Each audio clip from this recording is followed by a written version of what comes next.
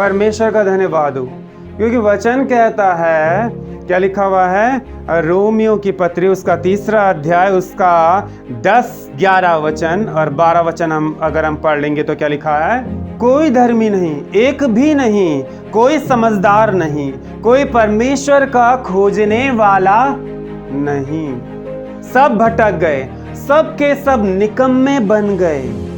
आपको मालूम है निकम्मा किसे बोलते हैं? संसारिक परिभाषा क्या है निकम्मे की? जो कोई कुछ कमाता नहीं है, मतलब जो कोई कुछ पैसा कमाता नहीं है उसको बोलते हैं निकम्मा। परंतु आत्मिक मतलब निकम्मा मतलब होता है जिसके पास परमेश्वर नहीं है, वो निकम्मा है। हालेलुया, परमेश्वर का धन्यवाद हो कि आज हम दुनिया की ओर निहारे तो कोई क्या परमेश्वर को ढूंढने वाला है? कोई भी ढूंढने वाला नहीं। परंतु क्या ढूंढने वाले हैं? सबके सब अपने स्वार्थ में खोज में है, स्वार्थ की खोज में है। सबके सब क्या हो गए हैं? भटक गए हैं, सबके सब निकम्मे बन गए, कोई भलाई करने वाला नहीं, एक भी नहीं। हालेलुया। देखिए, हमें समझने की जरूरत है कि परमेश्वर है क्या आखिर में, और परमेश्वर ने क्या किया आखिर में हमारे लिए। हालेलुया, परमेश्वर का धन्यवाद हो कि वचन साफ कहता है परमेश्वर कितना मतलब प्रेमी है, और वो वचन के द्वारा हमें अलर्ट भी करता है कि कोई भी धर्मी नहीं, कोई एक भी नहीं, कोई समझदार नहीं, कोई परमेश्वर का खोजने वाला नहीं। चाहिए कोई खोजे और पाए, कदाचित उसे पाए, और वो आत्मिक आशीषें जो हमारे लिए स्वर्गीय स्थानों में रखी हुई है उनके वारिस बन पाए। परमेश्वर हमसे ये चाहता है। हालेलुया, परमेश्वर का धन्यवाद हो कि सबके सब भटक गए। परमेश्वर का धन्यवाद हो कि सबके सब भटक गए। देखिए, आज संसार की ओर देखिए, हम संसार की ओर ताके तो क्या होड़ लगी हुई है कि कौन कितना ज्यादा पैसा कमा सकता है, किसके तिजोरी में कितना ज्यादा पैसा है।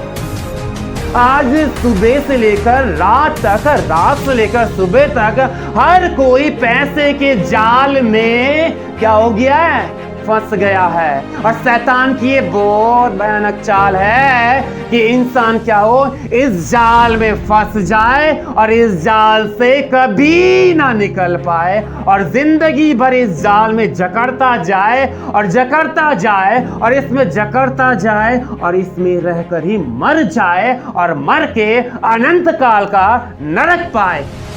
ये शैतान की चाल है। परमेश्वर का धन्यवाद हो कि परमेश्वर ने हम पर अपना अनुग्रह प्रकट किया। हालेलुया। क्या हमने कोई काम ऐसा किया कि परमेश्वर हम पर अपनी भलाई प्रकट करे?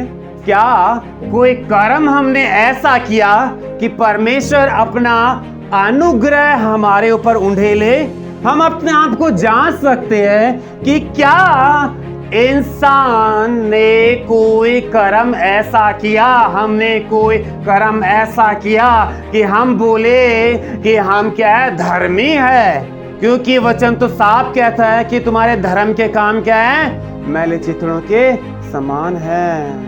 ये सारे जो कर्म और कांड है जो इंसान करता है ये केवल यहाँ तक सीमित है, परंतु परमेश्वर का अनुग्रह जो हम पर हुआ, वो मसीह में जो हम पर हुआ, वो हम शब्दों में क्या ही बयां कर सकते हैं उस अनुग्रह को। हालेलुया। अनुग्रह को क्या कहते हैं? ग्रीक में चैरिस नाम से लिखा हुआ है, मतलब फेवर। परमेश्वर ने हमारे न कर्मों को देखा, न हमारे कुछ भी विचारों को देखा, न हमारे सकल सूरतों को देखा, और कुछ भी नहीं देखा, परंतु बिना किसी चीज के हमारे ऊपर अनुग्रह किया। हालेलुया। अनुग्रह मतलब होता है स्पेशल फेवर।